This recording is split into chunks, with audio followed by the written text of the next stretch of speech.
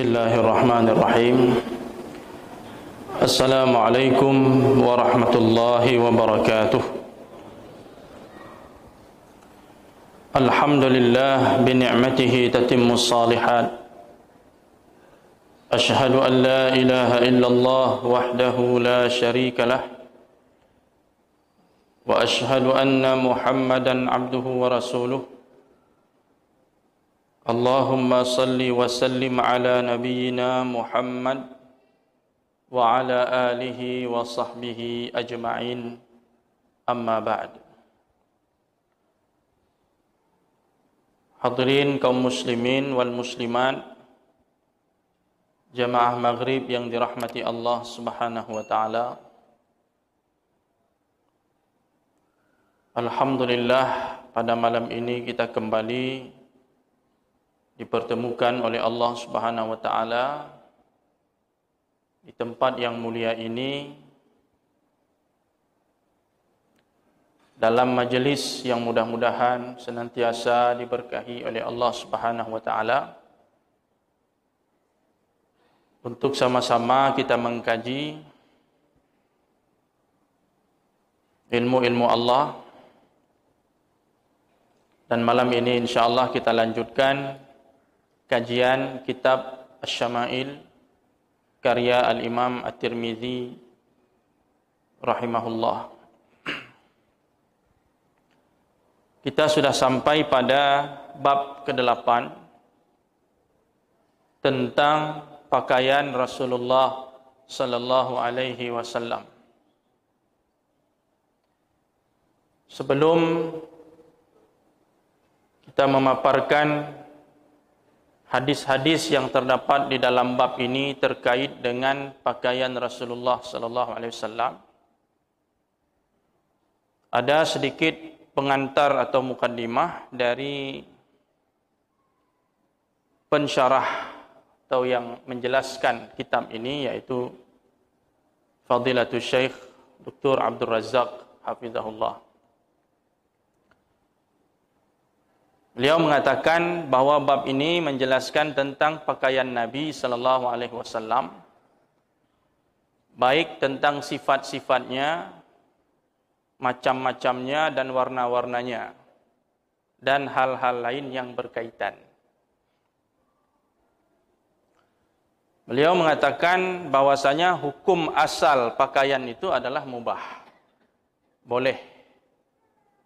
Artinya, seseorang boleh memakai pakaian apa saja yang dia kehendaki dengan syarat harus menjauhi larangan-larangan syar'i yang terkait dengan pakaian tersebut.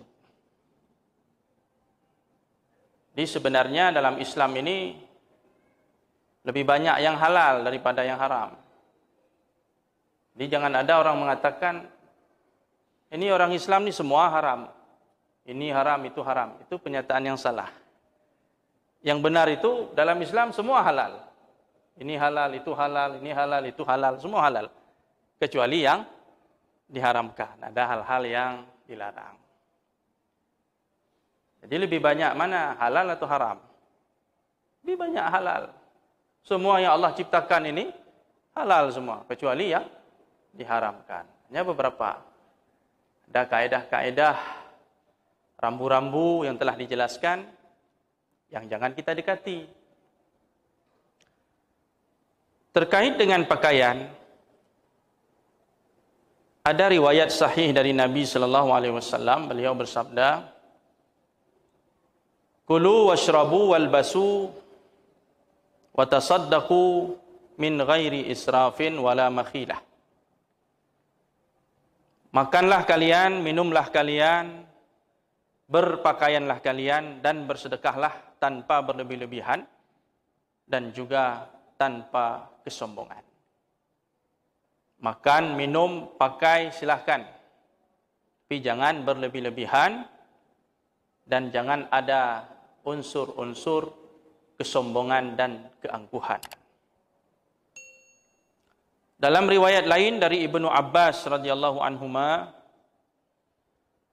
bahwa beliau berkata, "Kul ma syi'ta walbas ma syi'ta makanlah sesukamu, pakailah pakaian sesukamu. Ma akhta'at kasnatani. Ada dua hal yang membahayakanmu. Jadi hindari dua hal ini. Apa itu? Sarafun au makhilah. Berlebih-lebihan ataupun kesombongan. Jadi kalau dalam aktivitas makan minum kita, pakaian kita ada berlebih-lebihan, maka itu dilarang. Ada kesombongan dan keangkuhan, maka itu akan terlarang. Jadi berpakaian apa saja, tapi berhati-hati jangan sampai di situ ada saraf, unsur berlebih-lebihan atau makhilah dan kesombongan. Jadi berlebih-lebihan ini bukan artian kita pakai pakaian yang paling bagus saja, sehingga itu berlebih-lebihan, kemahalan umpamanya, pakaiannya terlalu mahal, terlalu bagus. Bukan itu saja maksud berlebih-lebihan. Orang pakai pakaian terlalu jelek pun itu berlebih-lebihan. Dan itu dilarang. Nanti akan ada penjelasannya. Terlalu jelek, terlalu buruk, sehingga mengundang komentar-komentar orang, menjadi buah bibir orang, menyebabkan orang ghibah akibat pakaian kita itu. Itu juga dilarang dalam agama. Di dalam hadis-hadis Nabi SAW ada disebut beberapa larangan terkait dengan masalah pakaian ini. Dan nanti akan ada perincian dan penjelasannya.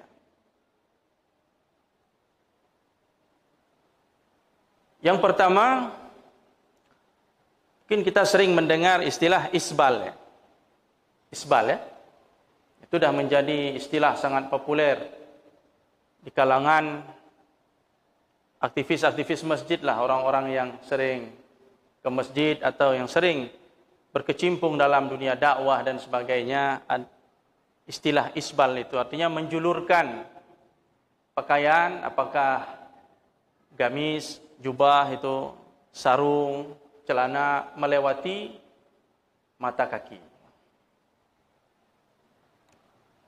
Tentang masalah isbal ini terdapat beberapa hadis Nabi SAW yang berisi ancaman. Ancaman orang yang menjulurkan pakaiannya melewati mata kaki itu. Antara lain banyak hadisnya dengan redaksi yang bermacam-macam. Sebagai contoh, Nabi SAW bersabda,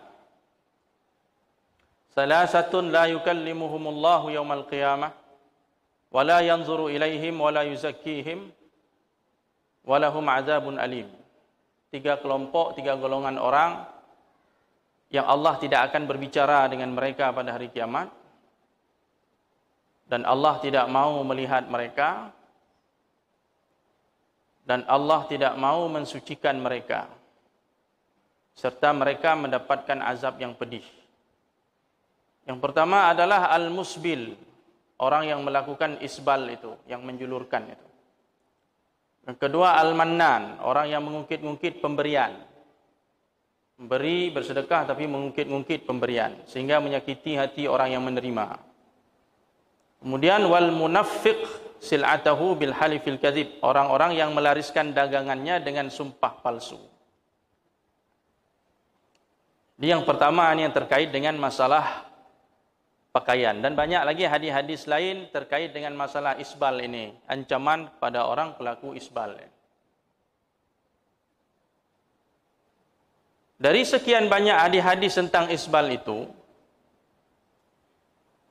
secara umum itu terbagi dua. Ada hadis-hadis yang mengancam orang-orang pelaku isbal itu secara mutlak.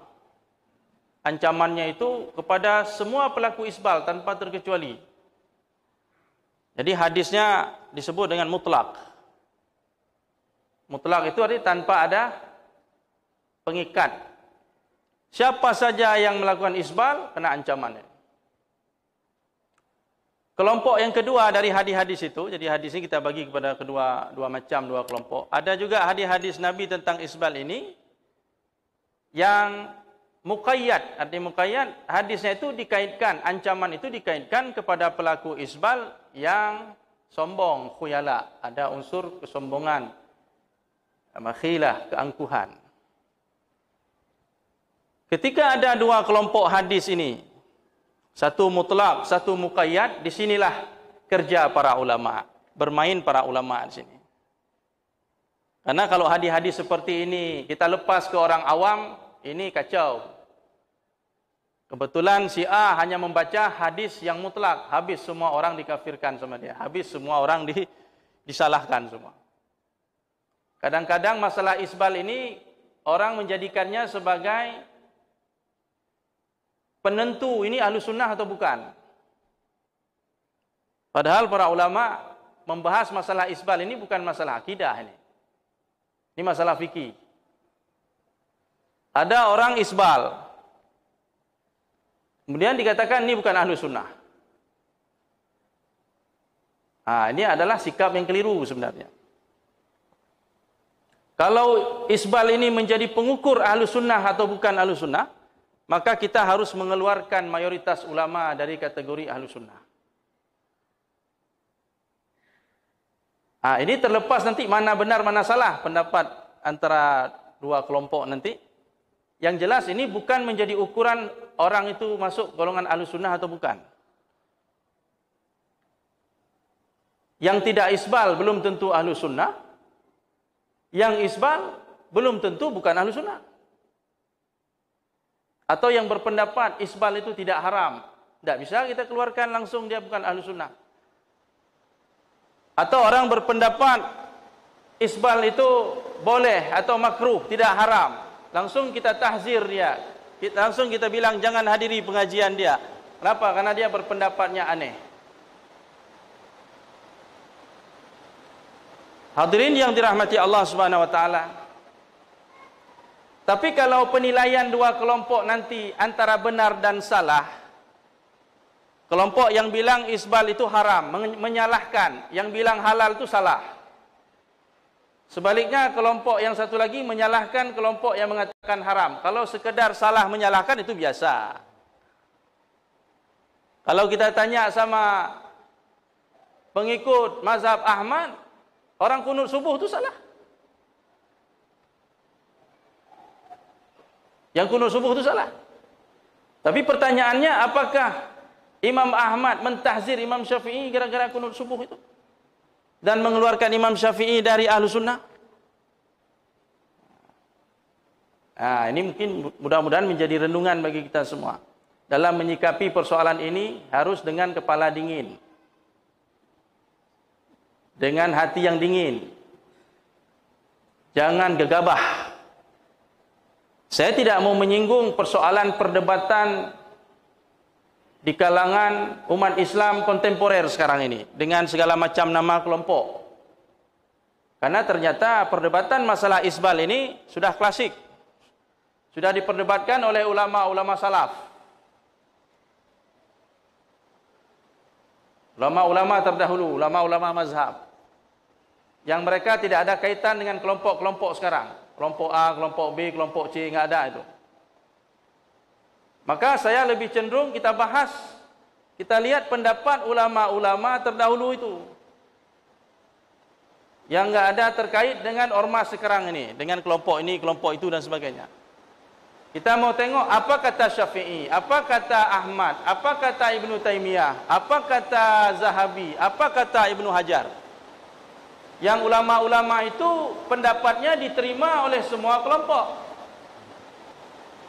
Oleh semua kelompok yang sekarang berbeda pendapat saat ini. Kelompok A menerima itu semua, orang itu diterima semua. Kelompok B menerima semua orang itu. Kelompok C menerima semua. Kalau sekarang kita suruh memilih atau kita survei lah, kita tanya satu-satu. Anda menerima tidak Imam Syafi'i sebagai ulama kita? Ulama yang muktabar, ulama yang dipegang pendapatnya.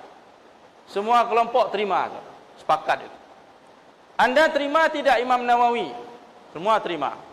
Anda terima tidak Ibnu Taimiyah? Oke, terima. Anda terima tidak Ibnu Hajar? Zahabi, terima. Okey, sepakat kita terima itu. Sekarang kita lihat bagaimana mereka memperdebatkan persoalan ini.